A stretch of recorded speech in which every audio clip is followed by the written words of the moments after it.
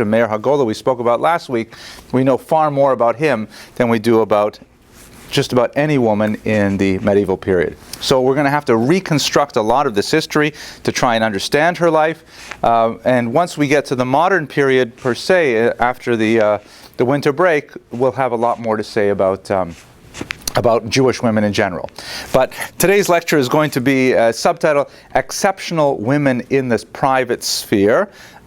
These are women like Yocheved Bat Rashi in many ways were really quite distinct from your average woman at the time, average Jewish woman in particular, and so we'll see how they stand out against the background of more conventional women's lives. Thank you to an anonymous donor who has sponsored tonight's lecture.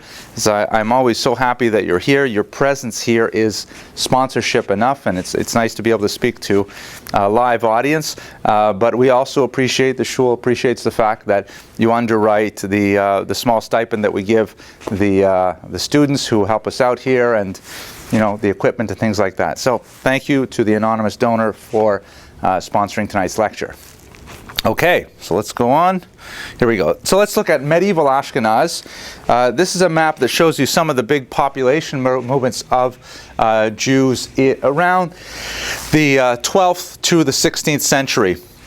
Ashkenaz itself, as I think we discussed a little bit last week, is basically northern Germany here. They've kind of lowered the map a little bit for us because this is where much of the emigration came from, but the Rhine River is extremely important, the upper Rhineland, and this is where you have the heartland of traditional Ashkenazic culture. Taking a broader look at the movement of Jews during the previous centuries, basically if you start here, Israel is just kind of off the map.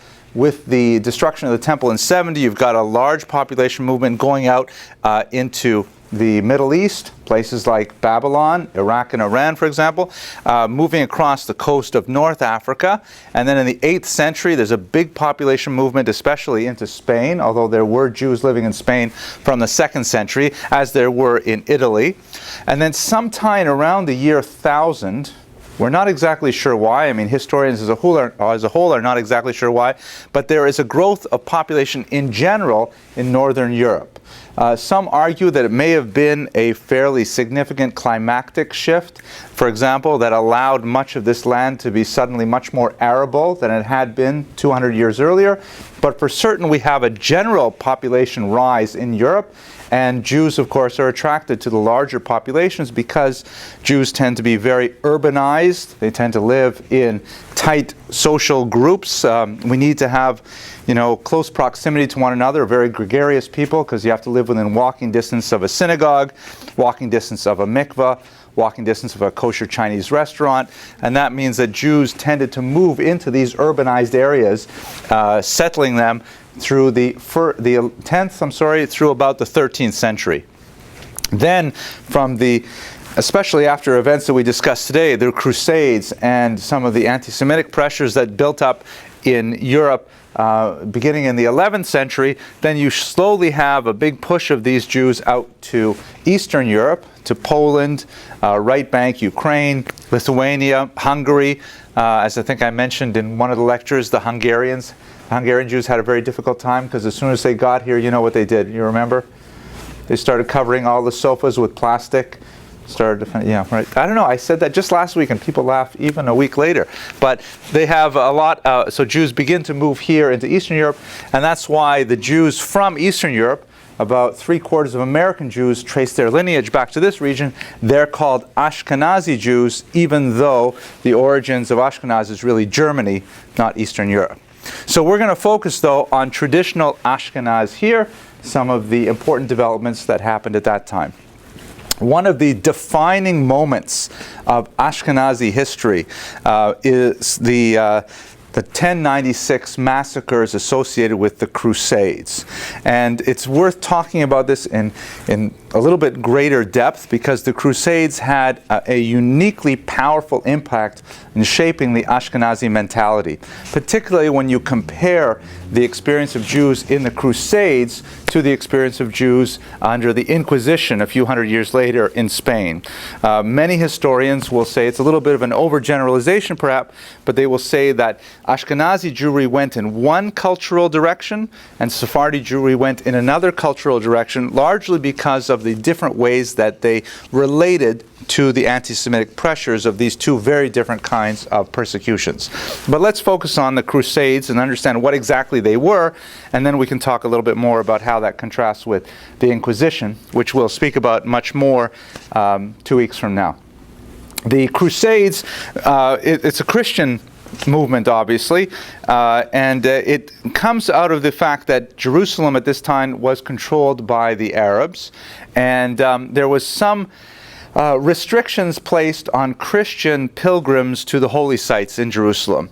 The Byzantine Christians, that is the Orthodox Christians in the Eastern world, in places like Constantinople and elsewhere, began to complain that they're not getting free access to the Christian holy sites in Jerusalem.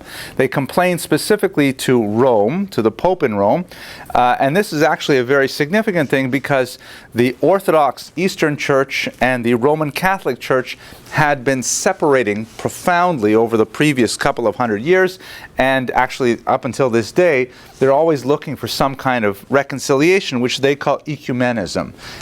And the Orthodox Church and the Catholic Church often did not cooperate on basic issues. So for the Orthodox to actually appeal to the Pope and say, please, we need some help securing access to holy sites that we venerate in common, the Pope took this very seriously. So when he received in 1095 the appeal to somehow free up the holy sites, he issued a call. Pope Urban II issued a call to action that reverberated throughout Western Europe.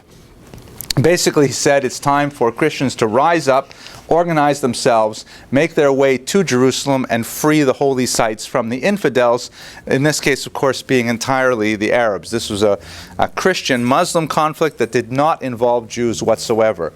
There were a lot of social and economic factors that bolstered this call to action, which we're not going to go into great detail, but there were things like there was a surplus of knights, for example. Knights are kind of like Ronin or samurai. They're professional warriors, a social class, but they simply had nothing to do with their time except joust and have war games. So to have a war, an actual war, was a wonderful thing for this unique population pressure, which, by the way, was very destabilizing for the European demographic, because you imagine all these unmarried warriors between the age of 18 and 26 just running around fully armed. It's a recipe for disaster. You know, they have to have something to do with themselves. So the Crusades just was the perfect thing at the perfect time. Very motivational, clear to understand. The mission was go and free Jerusalem from the Muslims and so on.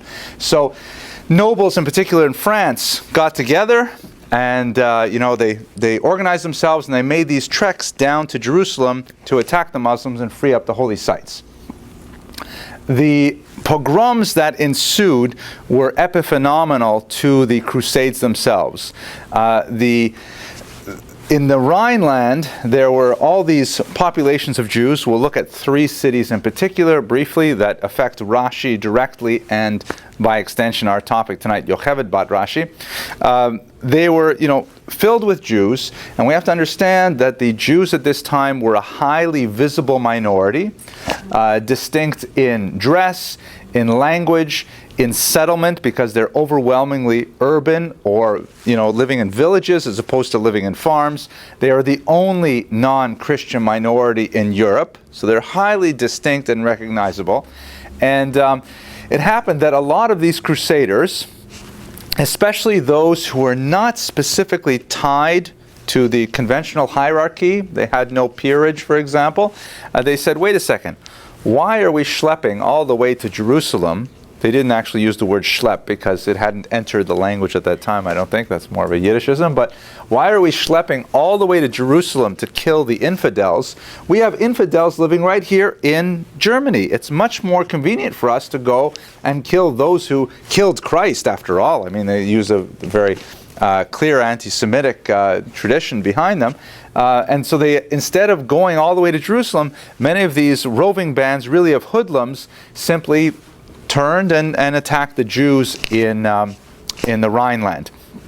In particular, you have, and just to getting a sense of like who are these people, who are these pogromists, you have people like Peter the Hermit, shown here, who is especially nasty to the Jews of Speyer. You have Emiko, who at one point, just to give you a sense of how credulous the people were at the time, he bared his chest and he turned around, he showed that on his back there was a huge sign of a cross. He proclaimed it was a miracle that he woke up and this was a sign that people should follow him. In another case, there were pogromists who actually, whenever there was they had a particular goose, and whenever they set the goose down on the ground, the goose would head towards Jerusalem. So they assumed it was a holy goose, and they followed this goose around to, this is the kind of zeitgeist, the spirit of the times. People were all caught up in this huge endeavor to bring about a neo-messianic period to get Jerusalem freed from the Muslims. Many of them had messianic pretensions of their own. It seems that many of these pogromists felt that perhaps they were indeed the incarnations of John the Baptist or King David or even Jesus himself, and usually these things kind of petered out, but unfortunately after great acts of violence were perpetrated. In particular, the greatest attacks were in a tri-town called in Hebrew Shum.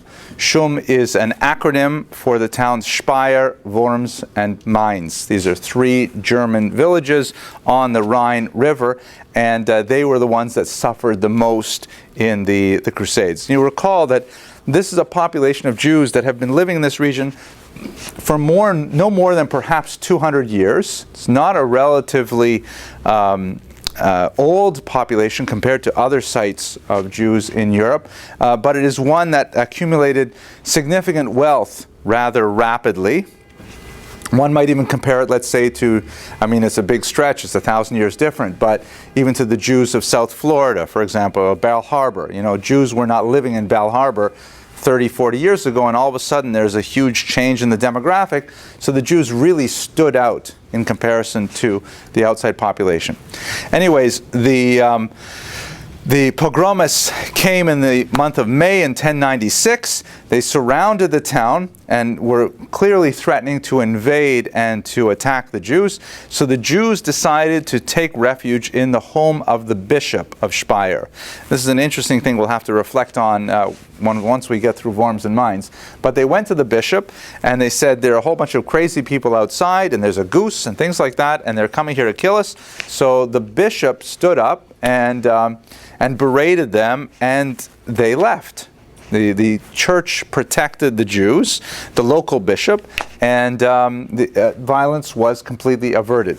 It was very helpful that the bishop took very strong action and in fact amputated the hands of one particular perpetrator, and that sent a very clear message that violence against the local Jews would not be tolerated, and in fact the violence was averted through a strong action by the local bishop. The next 2 towns, however, did not fare as well. The pogromists simply moved on down the Rhone. They came to Worms, and in this case, when the Jews went and took refuge in the bishop's home, the pogromists actually invaded the bishop's home and pulled the Jews out, massacring them there. In Mainz, which is a little bit later in the month of May, the Jews hoped to avoid the violence through paying a large bribe. This is this is basically the way the Jews, as a minority for most of our history and most places in which we lived, Jews have 2 basic strategies to deal with threats of this nature. One is to simply emigrate, simply go someplace else, which Jews have been doing for 2,000 years in the diaspora, or to try to bribe your oppressors, try to find a way to pay them off and to assuage them. One of my students once called this strategy of Jewish survival the fee or flee strategy. Right? Either you pay the fee or you flee. That's basically how we deal with these kinds of things.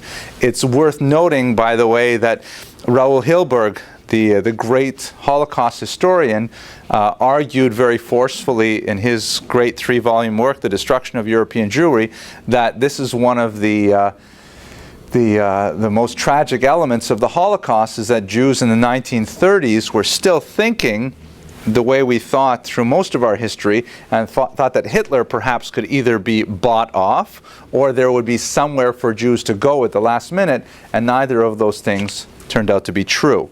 So it had a bit of success buying the Germans off. Oh, very, very limited. The Jews for Trucks scheme, very, very small, very, very late as well. About 5,000 Jews were saved in Hungary, of course, but you put that within the context of 6 million, it's clearly not an effective strategy.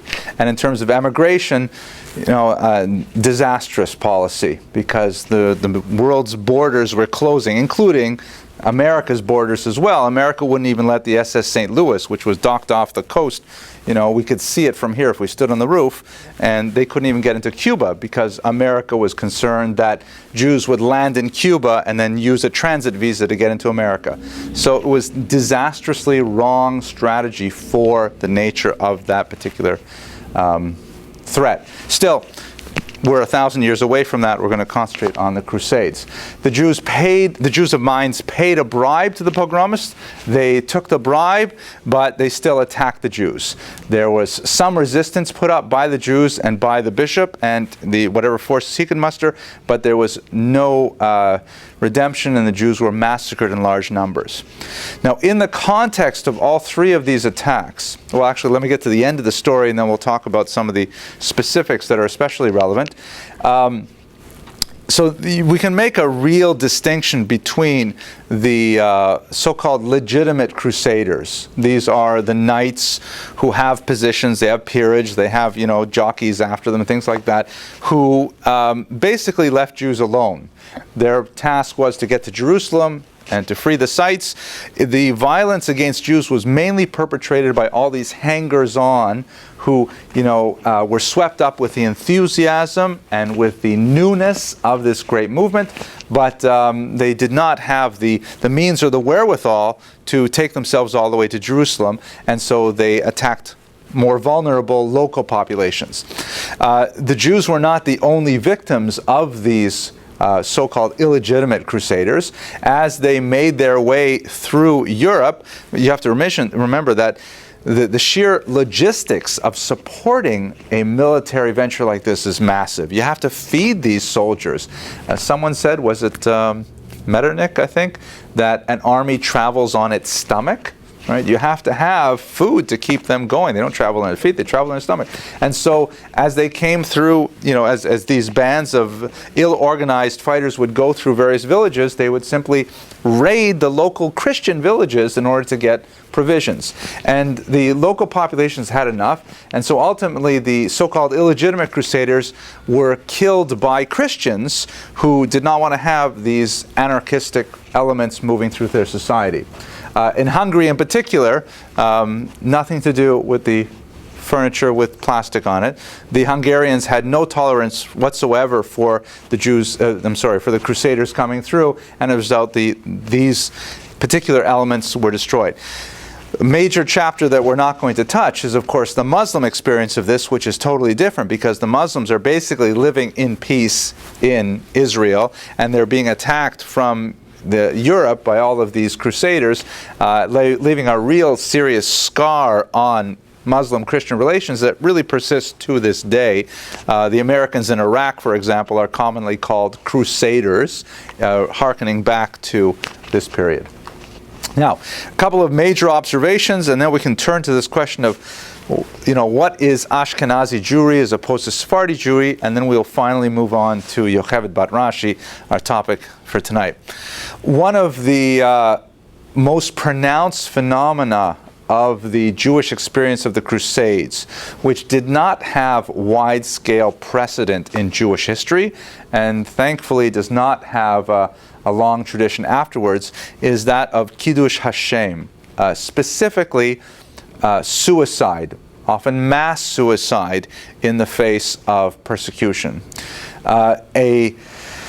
This term, Kiddush Hashem, of course, many of you in this room are familiar with this term. It means literally sanctifying the divine name, and it can mean something much more innocuous. For example, if a child is polite to a stranger and the child is identified as a Jew, then that's a Kiddush Hashem, that's a sanctification of the name of God, and that's the kind of Kiddush Hashem that we especially like.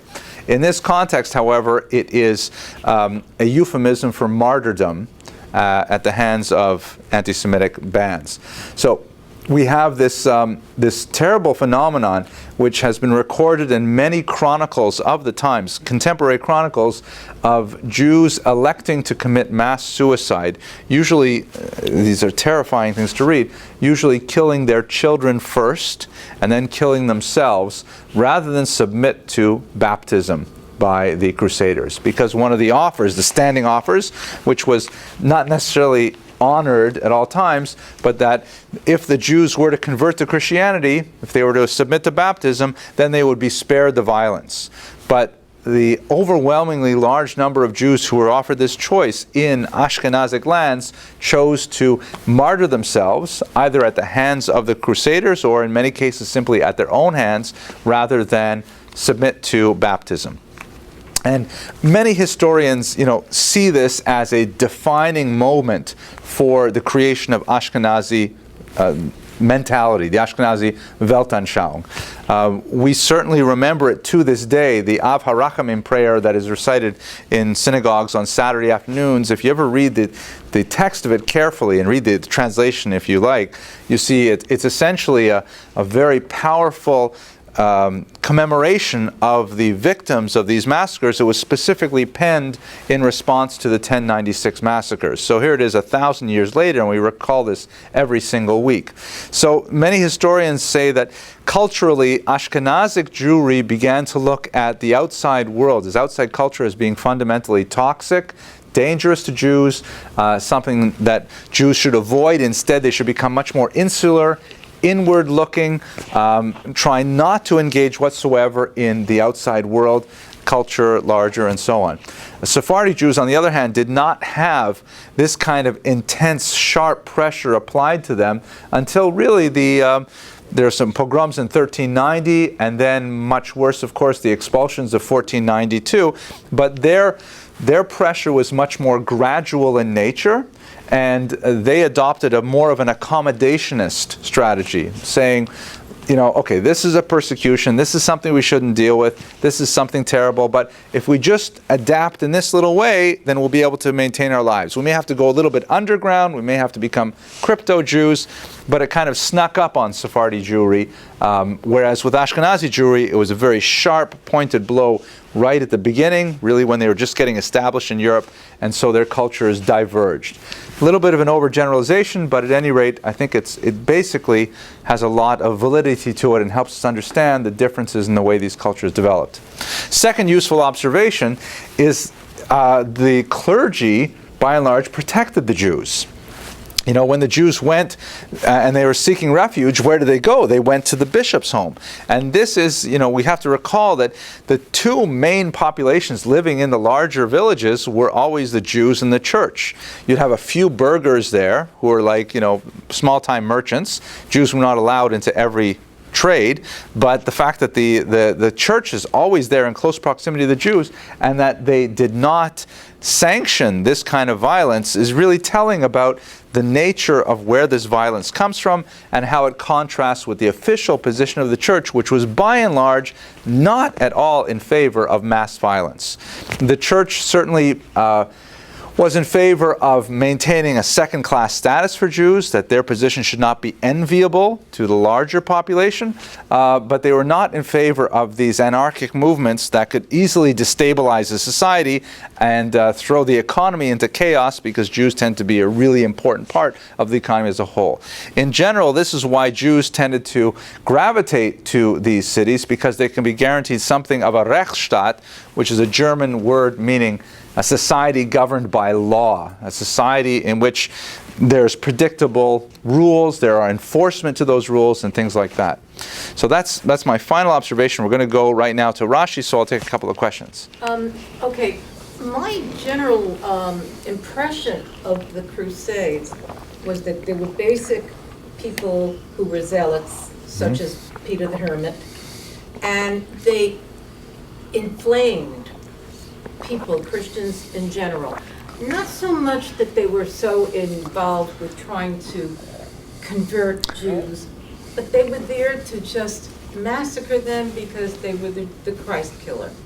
This was my general opinion. So- an observation, I should say, Right. not opinion. So the question is something about, how, I'm just repeating it so that the people on the internet can hear. Can you hear me okay? I guess, well, they're not going to hear it until I put it on the computer and things, but anyways. We don't really know. We don't have good, rich demographic analysis of the social classes that these people come from. I myself have done a fair bit of research of this in the early 20th century. Specifically, my first book spoke a lot about the pogroms of 1917 through 1920. So I've read a lot of the much better analysis we have by people like Nachum Gergel and other Eliyahu Cherikover who worked with that period. And what it seems to there seems to be some parallels when you look at violence against Jews, like this popular violence. Much of it is really economic in nature, because once a person gets to have a certain level of economic standing in a community, a property owner, let's say, he may harbor anti-Semitic values, but he's not necessarily happy with having people run through the streets with torches, breaking glass and things like that. In fact, even looking at the 1930s, when Hitler launched Kristallnacht, which was, a countrywide organized pogrom against the Jews, he faced a lot of opposition afterwards from Germans who were saying, what kind of thing are these Nazis doing? We have glass all over the streets, we have buildings burning, the buildings that next door to them are burning, and the Germans didn't like the great upheaval that this kind of social movement can engender. Hitler learned from that a couple of lessons. One is that, first of all, he can basically do whatever he wants, and the Western states are simply going to, write an editorial or say something in the League of Nations, and that's basically it. And secondly, learned very importantly that if he wants to persecute the Jews, he has to take them out of Germany someplace else. So he implemented both of those things. So when you look at the who's making these kinds of attacks on Jews, they tend to be people who are of lesser economic means. They looking at the 19th century, they tended to be like migrant workers, unmarried men who lived in flop houses and would work during the day, and then they would be seasonal. They'd go back to their farms. And once they got married, then all this violence stopped because they had something to protect. And I would hazard a guess that the same thing in the period of the Crusades. These are, unemployed, poor people who see an opportunity for the very dark pleasures of rape and theft and drunkenness, and if they can couch it within a religious framework and say, oh, really, we're doing this for the greater glory of God, how much more so? So that's my general sense of it. But the great scholar of this period is Robert Chazen. He's written several books on it, and I would recommend you look at those books. Okay, last question, then we better go on. Some people say that the genocide, the Nazi genocide, is the culmination of the anti-Semitism of the church throughout the Middle Ages. Now, you just said that they protected the Jews somewhere, that they didn't have violence. I can't reconcile those two opinions. And neither can I. So the argument is basically, it's a fairly facile argument, you see it quite often, that the Holocaust is the sort of culmination of Christian anti-Semitism, especially church-based anti-Semitism. So and next week, by the way, we're going to look at Nicholas Donin, who is a very important figure in the history of anti-Semitism, so I'll give you some really nasty things to think about next week. There's no question that there's a long anti-Semitic tradition in the church that is tied very closely to the root of Christianity, because it is, after all, a breakaway minion from Judaism, that there's always going to be like a repudiation of Judaism that's intrinsic to this new Christian movement, because that's one of the ways that you can justify the new movement is by deriding the origins, the mother religion. However, as my teacher Alan Davies, who is, I think he's a Presbyterian minister and he's also a great scholar of anti-Semitism, he says that quite rightly that while the church had that kind of low level of constant anti-Semitism, it occasionally flared up with a couple of nasty points, in reality, the church protected the Jews. You know, they wanted the Jews to stay in a certain box in society, in a certain level of status, but it was intrinsic to Christian theology through St. Augustine, Doctrine and Witness, that Jews had to remain alive. I won't go into all the reasons for this. And invariably, whenever you have these explosions of anti-Semitism, they tend to come from the lower lay clergy who are not necessarily even literate, who are like stirring up the masses, and the upper clergy is constantly saying, no, you guys have it wrong. We're not supposed to kill the Jews. Stop that. Just say nasty things. Don't do nasty things. And quite often you have these fights within the church about how to control the enthusiasm of the uneducated Christian masses and give them, you know, the real theology. You see it especially, for example, with the blood libel, where, you know, someone will start a blood libel saying that the Jews killed this Christian child for his blood, and the Jews will run to the bishop, and they'll go to the Pope, and the Pope will write a letter, a papal bull, saying, no, it's not true. They don't drink Christian blood. That's all bubamaises. He'll say it in Latin, so it sounds more formal, but no one will pay attention to it. So it's one of the conundrums of Jewish history, is that it's not necessarily the church. It may come from the lower clergy. It certainly comes from the large population, but the church itself generally tries to maintain the status quo. They're part of society. They want society to keep functioning. Mob violence is the worst thing. Okay, we better go on. Let's talk about our, here we are halfway through the lecture. So, Yocheved bat Rashi, of course, bat means daughter of, and as is Hebrew convention, you name a person son or daughter of typically the father. You use the mother's name in other contexts, for example, if a person is ill, but otherwise we call her Yocheved bat Rashi. She was born probably around the year 1058. We have some sense of it because Rashi does write on occasion about his family, so we have a little bit of a family tree. Her father was, of course, the illustrious Rabbi Shlomo ben Yitzchak, known by the acronym of his name, Rashi. He was the preeminent commentator on the Torah and the Talmud. His commentaries have become so canonized in the Jewish world that in fact one says that you learn the Torah with two fingers. One finger on the text itself and one finger on Rashi's commentary. It's a brilliant commentary, primarily because one of the things that Rashi does is he takes all of the oral Torah, the Midrash, the Talmud, the Mishnah, and so on, and he anthologizes it in a very beautiful, pithy, concise, easy to understand Hebrew. So when you study the Torah with Rashi, you're really studying both the written text with the massive interpretive tradition that is the best of Judaism. So Rashi is really, it is basic Judaism 101 for the last 1,000 years, and is really an incomparable figure. There is a lecture I've given on Rashi online, and I certainly encourage you to go to the website and watch that lecture. And we have a lot more to say about Rashi. That we know a lot more about him than his daughters. He's known to some as, the Rashi is an acronym not for Rabbi Shimon Yitzchaki, but for Rabban Shel Yisrael, the rabbi of all Israel, and that is not an understatement. He truly is someone who is almost Mosaic in his stature and his influence on the Jews. What we know about the family tree is as follows. So we have, at the top we have Rashi, and we have his wife, Mrs. Rashi. That's all we know, unfortunately. And he had 4 daughters. Yocheved, who we'll speak about briefly today, Miriam, Rachel, and another unnamed daughter that may have died in infancy. We've lost her name, and in fact it's not certain whether or not she lived, because some of the texts that refer to this are somewhat corrupt, and we're not positive whether or not it's actually referring to real people. Each of them, save the last, married. Rachel at one point went through a divorce from her husband Eliezer, which also sheds interesting light on the status of women at the time, that we spoke about quite a bit last week, so I won't go into great detail about today. What's also fascinating is obviously his daughters were quite scholarly, both by native intellect and also by cultural upbringing.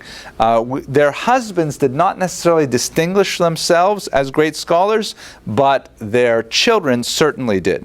So that is, Yocheved gave birth to several very well-known rabbis, specifically Yitzchak, who's known as the Rivam, Shmuel, known as the Rashbam, and Yaakov, who is known as Rabbeinu Tam. All three of these rabbis achieved very, celestial rabbinic records, almost equal to their phenomenal grandfather. And much of their career actually is made in arguing with Zaidi over how to interpret the Torah. So much of what Rabbeinu Tam or the Rashbam have to say about the Torah is in contrast to what their great-grandfather did. Rabbeinu Tam, he did the alternative tefillin, if that's... Yes, correct. Rabbeinu Tam disagreed with his father on how the tefillin should be constructed. Specifically, the tefillin have 4 parshiot, 4 sections of the Torah inside them. So Rabbeinu Tam disagreed on the sequence, among other things, of those parshiot. So there are some... there are some Jews who are very punctilious and will actually wear 2 pairs of tefillin. They'll wear Rashi, they'll pray, then they'll take it off and they'll put on Rabbeinu Tam. But I'll tell you an even more amazing thing. You remind me, this is kind of, forgive me, this small little kind of window into the outside world, but, so in the mornings I learn in the back with David Herman, he's my chavrusa, we sit down and we learn. And one morning a strange man came in. Joseph, you know the story. And he was a big guy, obviously from out of town. He's wearing like a long black kapota, and he looks like very, very religious. And he's got, among other things, he's got Rabbeinu Tam tefillin. He's one of the. I don't think there's anyone else in this shul who does that. Who wear Aaron? No one wears 2, right? Rabbi Citron will wear 2, but he'll do it quietly too. He doesn't like to show off that he has 2 pairs of tefillin, right? Oh, okay. So we have a few people. So this guy, anyways, he comes in where we're studying, which is kind of like a weird place to go because it's sort of out of the way.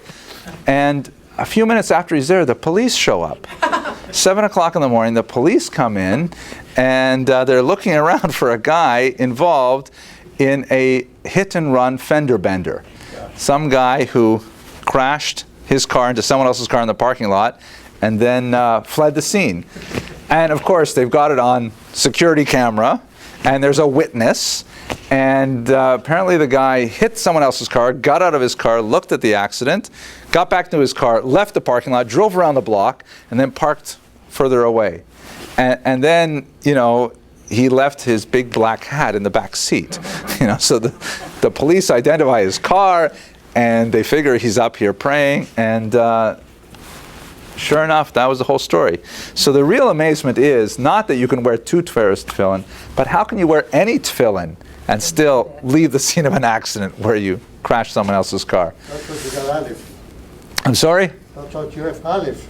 That's why we have Aleph for. Oh, you mean like for prisoners? And yeah, I guess so. But my chavrusa, David Herman, he's such a tzaddik, he really is, because he said to me, why should we judge him by a higher standard? He grew up in a community where everybody dressed that way, his father dressed that way, his brothers dressed that way, his wife expects him to dress that way. Why should he be any greater than the rest of us just because he has all, the appurtenances? And I thought that was a very kind way to look at it. Anyways, here we go. Yocheved in particular had 6 children, K'nai Nahora. We don't know about the last daughter. She is unnamed, but 3 of her sons were Rivam, it's Rabbi Yitzchak ben Meir, Rashbam, Rabbi Shmuel ben Meir, and Rabbeinu Tam. I'm not sure why they call Yaakov, maybe because they already have a Yitzchak, but Rabbeinu Tam means our teacher the pure. Actually, Tam is a funny word because it can mean also sort of stupid. So, Rabbeinu Tam.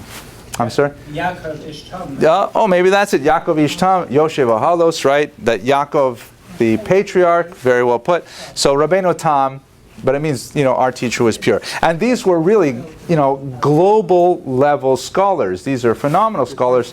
It's amazing that in one family you really produce so many great scholars. Now, what do we know about Yocheved though? Because that's really, here we are 45 minutes of the lecture and we're still waiting to hear something significant about her. Sorry, I can't too much.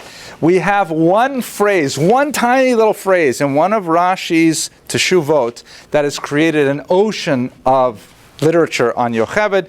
But it is there, as the Talmud says, mountains hanging by a hair.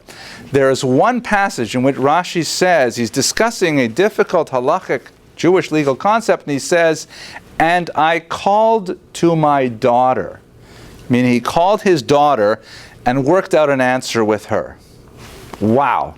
So that sounds like a really great point that Rashi, the great scholar, the great rabbi of all Israel, called to his daughter and worked out. We don't know which daughter. We assume the eldest. No real specific reason to, but we assume it was Yocheved. But somehow, with Yocheved, he was able to figure it out. And that should be like a definitive proof. However, many authors feel that this is a scribal error. And the difference is in the Hebrew, if you look at it, it says, does it say, Ulechein biti karati, which means, and therefore my daughter I called? Or is he actually saying, Ulaven biti karati? Substituting the letter chaf for the letter beit, which is very similar. It's just that beit has a little bit of an extra foot on the bottom right.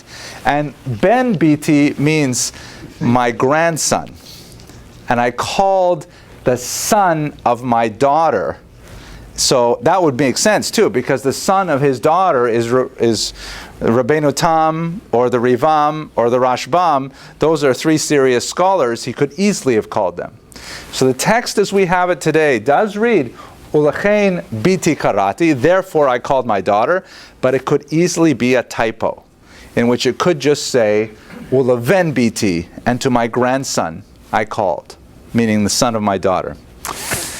What do we know? Nevertheless, we do have lots of citations that are attributed to the daughters of Rashi in later literature. We do have many rabbis who unfortunately are not necessarily contemporary with Yocheved or her sisters, who will say, this is what the daughters of Rashi would do. This is what the daughters of Rashi would say. And we don't know if those statements are really, kind of sort of legendary in nature, because we don't have any solid text to stand on, but nevertheless they are considered authoritative. For example, the Chuvot Maimoniot writes, we rely on the testimony of the daughters of the leading lights of the generation. So in other words, if there is a halachic question, and you can't ask the sage, perhaps because he's passed away, you can ask his daughter, so what did father do? How did your father behave? How did your father hold? And so the daughters at least would be a passive repositories of their parents' wisdom. And there was a wide-scale belief that in fact daughters had this authority, but we don't have solid ground to stand on to really attribute a lot to Yocheved. So Aaron, did you want to say something about this? Okay. What about the elephant in the room, which is,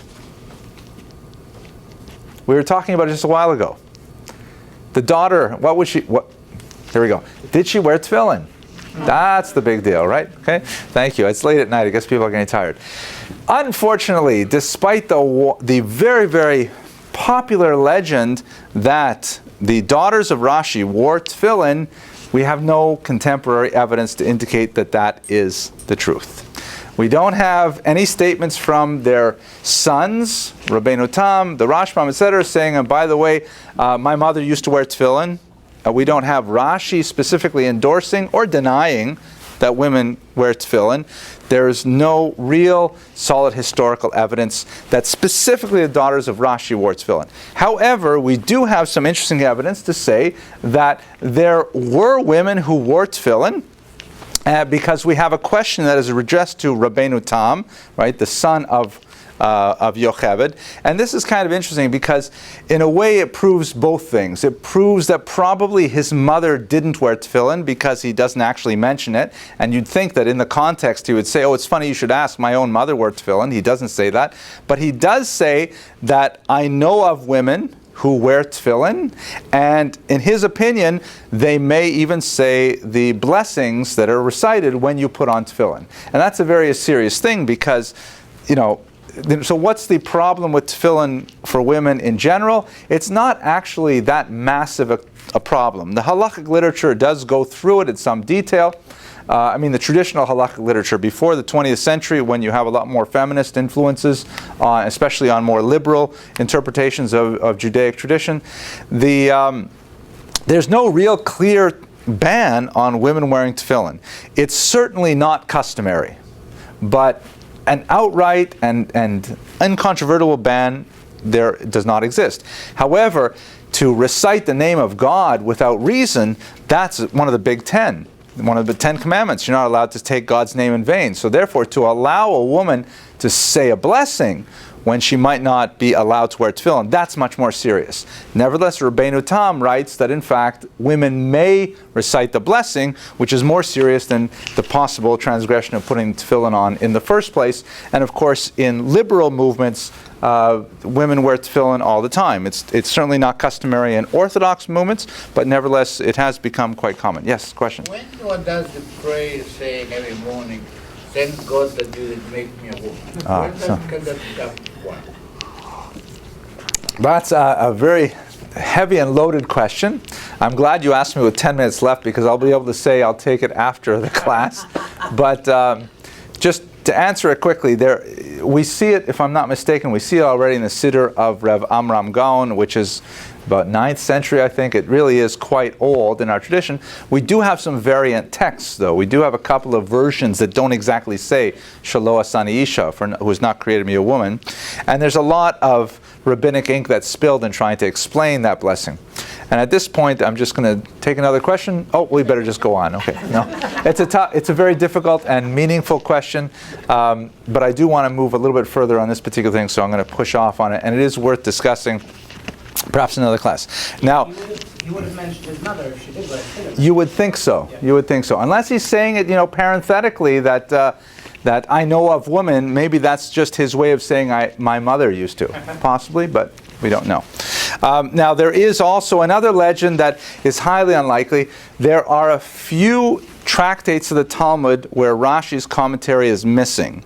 And there are commentaries that are added that are clearly not by Rashi, by some later scholars who want to try and just fill the gap. Sometimes it'll say Rashi on the top, but there's a well-known scholarly opinion that this particular commentary, for example, is not Rashi's.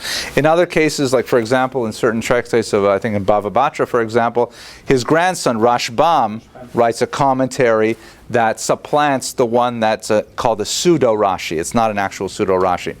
It's unlikely that the daughters wrote these pseudo-Rashis. Some scholars try to argue it, but I think they're trying basically to bolster this kind of politically very interesting idea of these women scholars, and we simply cannot with authority attach them to the daughters of Rashi.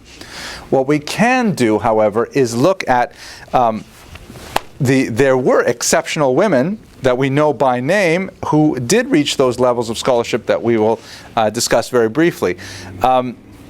There is a huge debate in the Talmud. I shouldn't say it's a huge debate. I think it's actually resolved rather quickly, and it remains simmering until the 19th and 20th century over whether or not women should have access to higher Jewish education.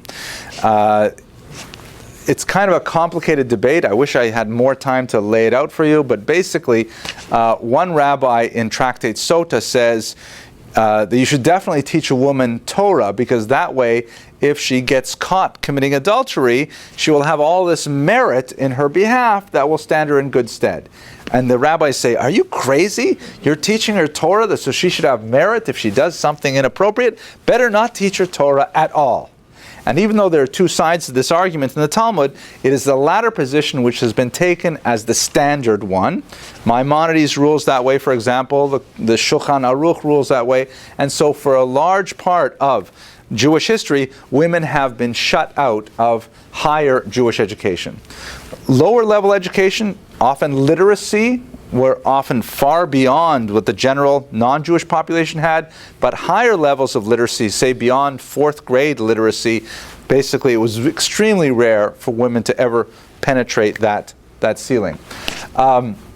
Nevertheless, even with that, there are some very amazing women who managed to circumvent well-ingrained, centuries-long bans and distinguish themselves as scholars in their own right. Let's just jump ahead here. For example, Petachia of Regensburg, who is one of the great Jewish medieval travelers who left behind a travel log in which he talked about the various Jewish communities, he talks about a woman who, unfortunately, as typical, goes unnamed. We don't know what her first name was, but she was the daughter of a Rosh Yeshiva, who was named Rabbi Shmuel ben Ali in Baghdad. And after her father passed away, she continued running the yeshiva as the Rosh Yeshiva, as the head, and she would give the lectures through a mechitza.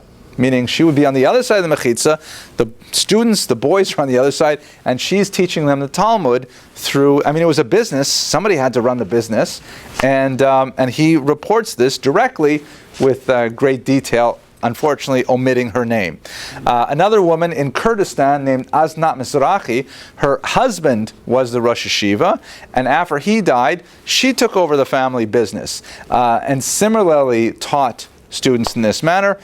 In the Kurdish Jews, her name, Asnat, is actually considered a segula. It's considered a kind of a spell. If you have any kind of difficulty, you call upon the name of Asnat, and she will somehow protect you. So there are numerous examples of these women who are like, they're like little pinpoints of light in a uniformly dark screen where their brilliance really stands far and above the average woman at the time. Let me just go back to this slide for a second here. Part of the reason why this is so, besides the traditional Talmudic ban, is the fact that women were very busy, as you can imagine. There was no real space for women to have the kind of intellectual and physical leisure to be able to study. But they were quite busy essentially running businesses and running their homes and having often very large families. Part of the reason for this, but actually one of the things that could contribute to women having a little bit more intellectual freedom, and again, we're speaking about women compared to men, Jewish women compared to Jewish men, then the comparison is obviously very negative. But if you compare Jewish women to non-Jewish women, there's no question that Jewish women were vastly more educated than their peers. The culture did definitely value education, just not egalitarian. And part of the reason why this began to change is something called Kest, which is especially associated with Ashkenazi Jewry from the 16th century onward. Essentially, Kest is it was a term used to describe the support given to young marrieds by their parents. And this was distinct quite often from the kind of things that were happening in the outside Christian world. Basically, if you had, like, let's say a young Christian girl and she got married, she and her husband would try and set up some kind of farmstead. They might have to share a plot, things like that, but they would live on their own in a little cottage far away from the in-laws for sure. Whereas in Judaism, what would happen in the Jewish culture is that the children would typically move into an already large extended family household where there was a lot of female support for the young bride, especially in childbearing years. You would have grandmother, aunts, cousins, sisters, all within very close proximity, and therefore the younger women could use their energies towards the business and have reasonable childcare for their children. These kinds of things really increased the Jewish birth rate dramatically, particularly in the 19th century when the smallpox vaccine was circulating widely, and it has a very significant impact on education as well. When we get to the second term, I want to turn to the explosion of education for women that occurs in the late 19th century, because that's a very fascinating topic as a whole. So we'll have to skip over divorce. We talked about this quite a bit in the last week's lecture. So the legacy of Yocheved Bat Rashi, it's complex because we don't have a lot of really concrete data, but what we do have are some very pervasive and persistent legends about her. To be sure, we know that she came from an illustrious father and she produced very illustrious Jewish children who were very learned, and it stands to reason that she had an intellect that was equal to her sons and her father. But what we can say about her is that she inspired countless generations of Jewish women and kept the fire burning, as it were, of an aspiration for greater levels of Jewish literacy among Jewish women. It's ironic, Aliza is in the back room right now. I can say something nice about her. I mean, my own daughters, I take tremendous pride in the fact that they know so much. They have such a fantastic Jewish education. It gives me phenomenal nachas and halavai. And they have the kind of knowledge that you know, their great-grandmother, well, actually, their great-grandma was a very educated woman too, but their great-great-grandmother could never even hope to have. So halavai, we should move forward and continue to give our daughters the kinds of education they deserve, because they're the ones that are going to change the world. Amen. Thank you for your attention and endurance. I'll see you next week. Okay.